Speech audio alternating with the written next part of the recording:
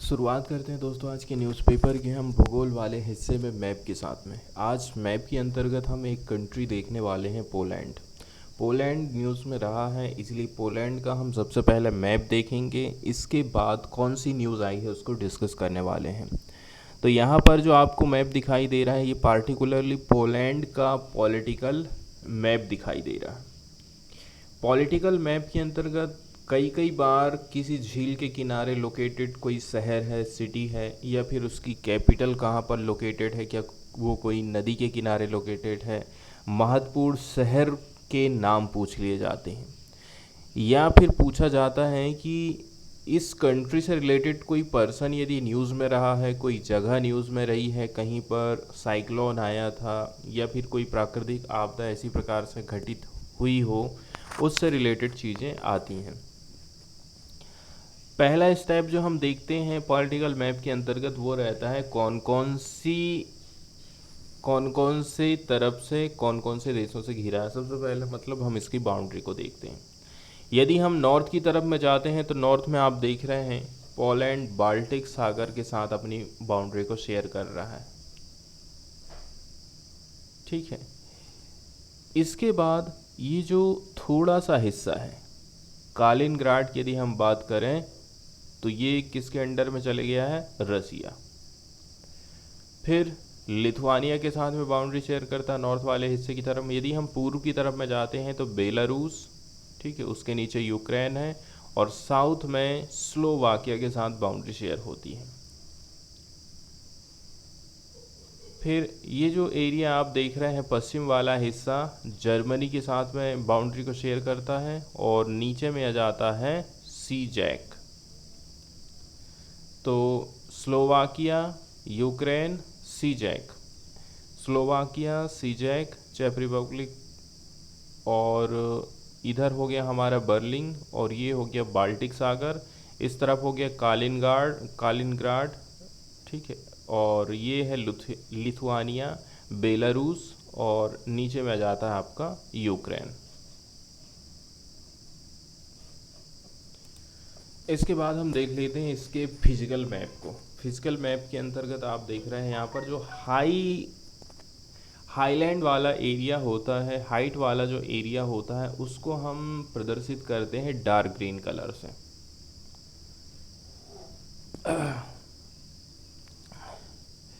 तो पोलैंड के यदि हम नॉर्थ की तरफ में जाते हैं तो बाल्टिक सागर पड़ता है। ठीक है, ये बाल्टिक सागर वाला हिस्सा हो गया ये पूरा का पूरा।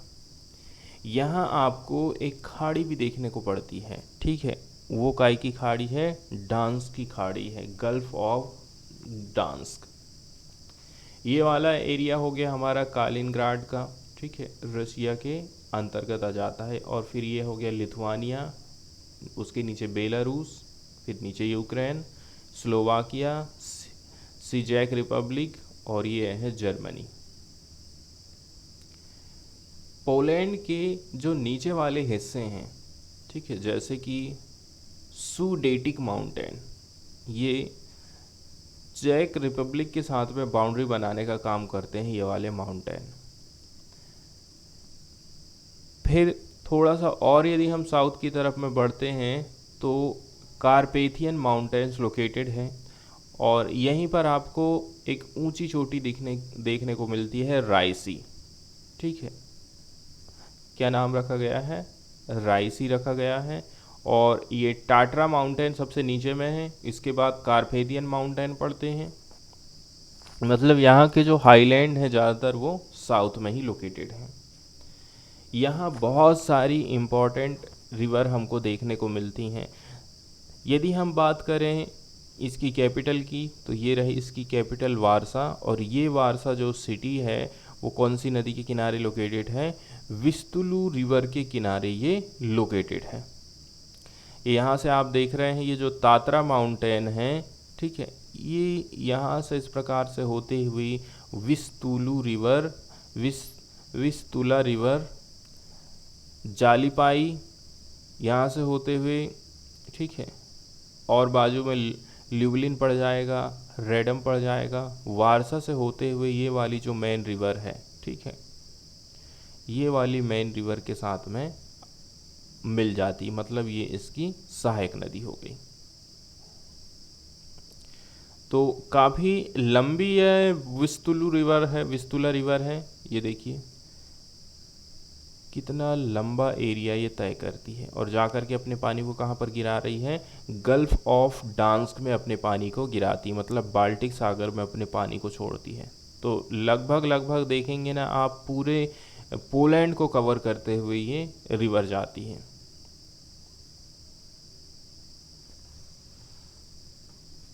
न्यूज़ की तरफ हम चलते हैं और न्यूज़ में देख लेते हैं कि पोलैंड ने कालिनग्राड का जो नाम है वो चेंज कर दिया गया है। ठीक है, कालिनग्रेड का जो नाम है पोलैंड अब चेंज करना चाहता, मतलब वो किसी की पहचान को नहीं रखना चाहता, जैसे इंडिया की गवर्नमेंट करती है। ठीक है, जो मुस्लिम शासकों के नाम हैं उनके नाम चेंज किए जा रहे हैं। इसके अलावा यदि देखा जाए तो कुछ कुछ जो इंग्लिश नेम है वो भी चेंज किए गए हैं।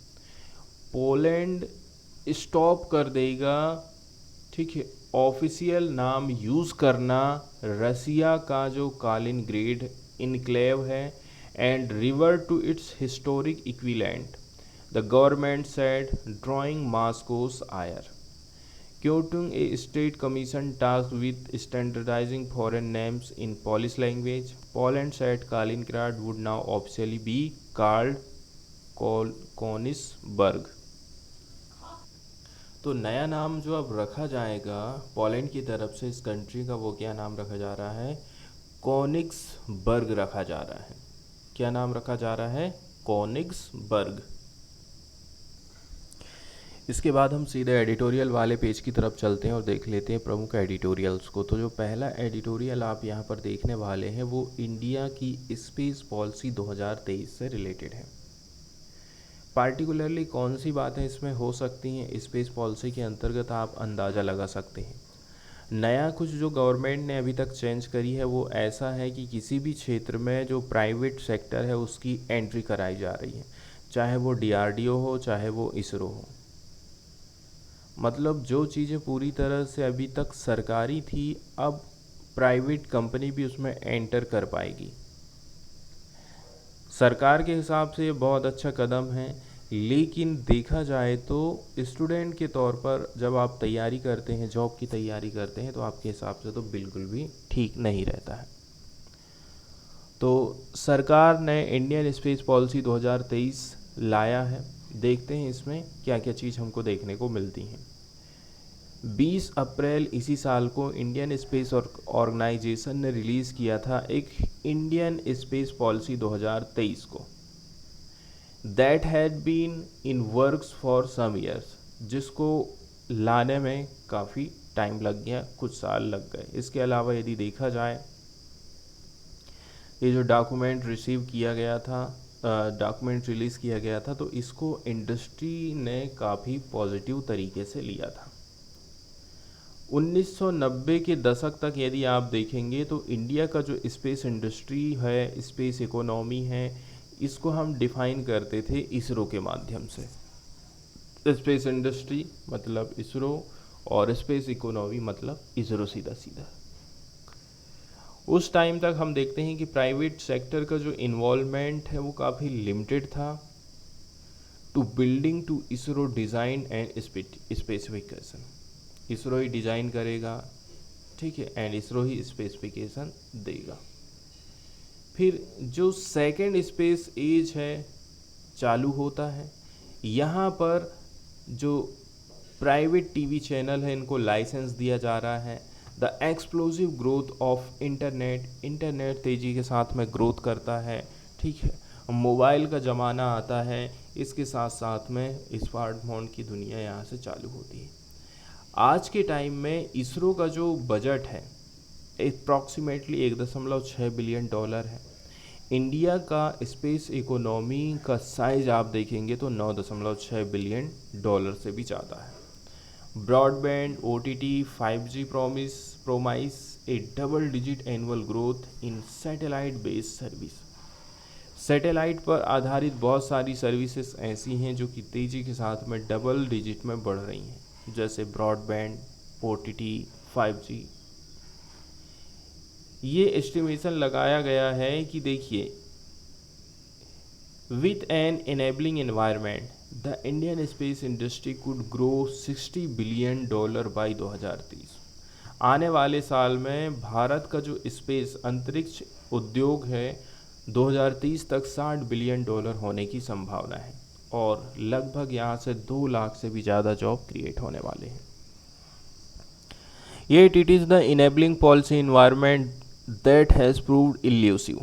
The first satellite communication policy को इंट्रोड्यूस किया गया था 1997 में और यहाँ पर कुछ गाइडलाइंस थी किसके लिए कि हमें फॉरेन डायरेक्ट इन्वेस्टमेंट लेकर के आना चाहिए सैटेलाइट इंडस्ट्री में। That were further liberalise but never generated much enthusiasm. ठीक है, यहाँ एक वर्ड जो इस्तेमाल किया गया है इसका हम मीनिंग देख लेते हैं।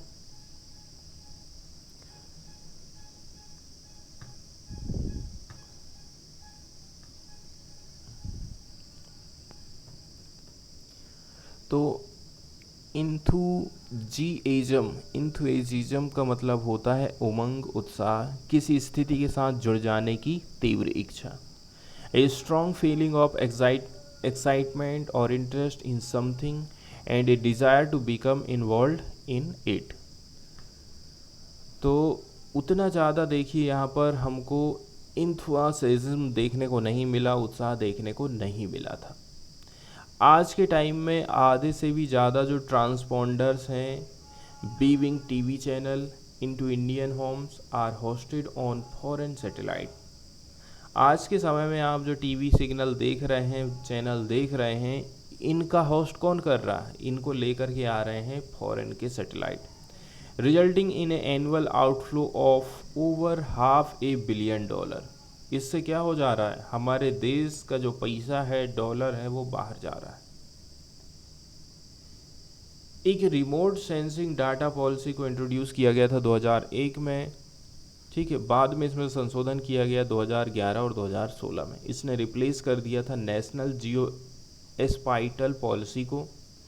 That has been further liberalise in 2022। फिर बाद में और हम देखते हैं 2022 में इसमें और भी ज़्यादा हमें लिबरलाइजेशन देखने को मिला, छूट देखने को मिली, इसके नियम कानूनों में ढील देखने को मिली थी। फिर भी यदि देखा जाए तो जो इंडियन यूज़र्स हैं इसमें इंक्लूड है सिक्योरिटी और डिफेंस एजेंसी। ये खर्चा करती हैं लगभग $1 बिलियन हर साल ताकि प्रोक्योर कर सकें earth observation data and imagery from foreign sources. तो कितना ज़्यादा खर्चा ये उठा रही हैं इंडियन सिक्योरिटी और डिफेंस एजेंसी, $1 बिलियन सालाना, ताकि वो प्रोक्योर कर सकें अर्थ ऑब्जर्वेशन डेटा को और कुछ इमेज प्राप्त कर सकें फॉरेन सोर्सेस से। एक जो ड्राफ्ट स्पेस एक्टिविटीज़ है बिल है, इसको लाया गया था 2017 में, which went through a long consultative process. बाद में ये लैप्स हो गया 2019 में विद द आउटगोइंग लोकसभा। फिर गवर्नमेंट ने ये एक्सपेक्ट किया था कि हम इंट्रोड्यूस करेंगे एक नया बिल को 2021, but it appears to have contented itself with the new policy statement. बाद में हम देख रहे हैं कि हो सकता है कि नया पॉलिसी स्टेटमेंट आने के चलते चलते इसमें ज़्यादा ध्यान नहीं दिया गया हो। क्या अलग है यहाँ पर फोकस किया जाता है? इंडियन स्पेस पॉलिसी 2023 ये क्वालिटेटिव रूप से डिफरेंट है, अलग है फ्रॉम प्रीवियस एफर्ट, पहले जो भी चीज़ें इस्तेमाल करी गई थी। ये 11 पेज का डॉक्यूमेंट्स है, इसमें इंक्लूड है 3 पेज किसके ऊपर? डेफिनेशन एंड एब्रीवेशन के ऊपर। परिभाषाएं भर दी गई हैं कितने पेज में? 11 पेज में और 3 पेज में। फिर जो विजन बताया जाता है वो क्या बताया जाता है? Enable, encourage, develop flourishing commercial presence in space. Space के सेक्टर में अब कहना चाहिए स्पेस को हम वाणिज्य की दृष्टि से आगे बढ़ाएंगे, कुल मिलाकर के ये बताया जाता है। तो जाहिर सी बात है इसमें प्राइवेट सेक्टर जरूर आएंगे।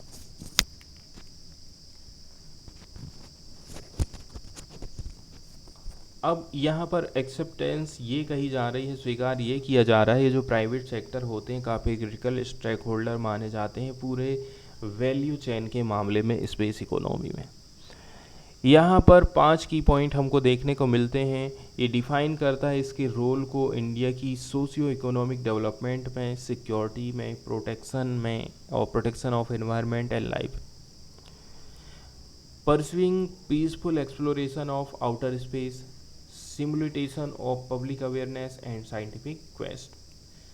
तो यहाँ पर इंडिया की सोशियो इकोनॉमिक डेवलपमेंट और सिक्योरिटी में, प्रोटेक्शन ऑफ एनवायरनमेंट और लाइफ में, peaceful exploration of outer space में, simulation of public awareness, scientific quest, इसमें कितना इनका महत्वपूर्ण रोल हो सकता है। पहले नंबर की बात जो बताई जाती है, ये केवल रेफरेंस है सिक्योरिटी के लिए डॉक्यूमेंट के मामले में। इसमें ये क्लियर हो गया है कि जो फोकस है on civilian and peaceful application. Security के नाम तो खाली यहाँ पर लिया जा रहा है, लेकिन फोकस जो किया जाएगा वो सिविलियन के लिए किया जाएगा और पीसफुल उपयोगों के लिए ही किया जाना है। तो जो स्पेस बेस्ड इंटेलिजेंस है, रिकॉन्सेंसनेस है, सर्विलांस है, कम्युनिकेशन है, पोजीशनिंग एंड नेविगेशन कैपेबिलिटीज़ है, ये काफ़ी इंक्रीजिंग हो रही हैं, increasingly seen as mission critical by defence services. That India conducted a successful ASAT anti satellite direct action test in March 2019 में। हमने एक सैटेलाइट भेजे थे मार्च 2019 में। क्या नाम था इसका? Anti satellite. तो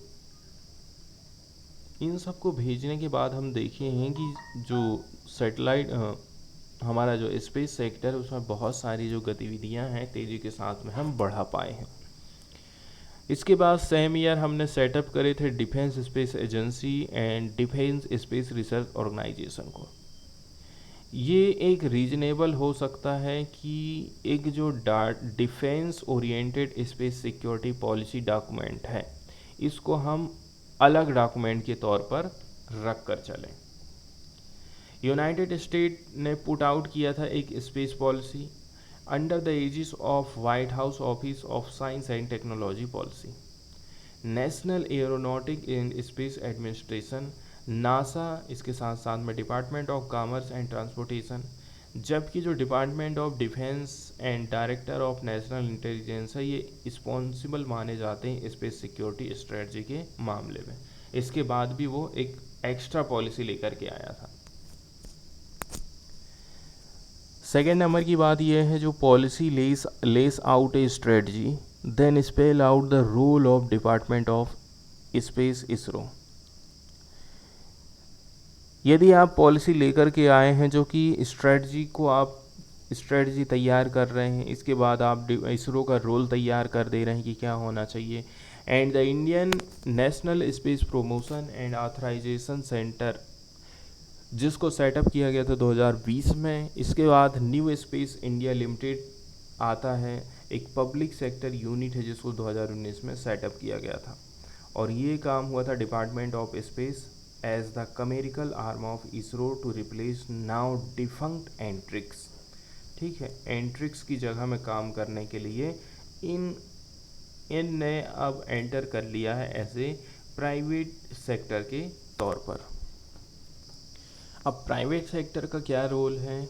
ठीक है, तो जो NGEs हैं, NGEs किसको हम बोल रहे हैं? इसमें प्राइवेट सेक्टर को हम इंक्लूड कर दे रहे हैं कि हमने इन लोगों को अलाउ कर दिया है प्राइवेट सेक्टर को कि आप अंडरटेक करिए एंड टू एंड एक्टिविटीज़ को स्पेस सेक्टर में। इसके लिए आप इस्टेब्लिश करेंगे and operation of space object, space से रिलेटेड जो भी ऑब्जेक्ट्स हैं उससे रिलेटेड आप ऑपरेशन ला सकते हैं।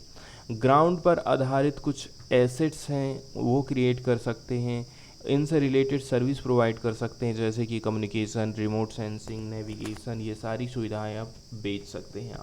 आप यही कह सकते हैं। Satellite could be self आउंड, procured और लीज्ड। सैटेलाइट को आप क्या क्या कर सकते हैं? आपको यदि ज़रूरत है तो आप ख़रीद लीजिए, ठीक है, लीज़ पर ले लीजिए, लीज़ पर दे दीजिए, ऐसे बहुत सारी चीज़ें आप सैटेलाइट के लिए भी हो सकती हैं।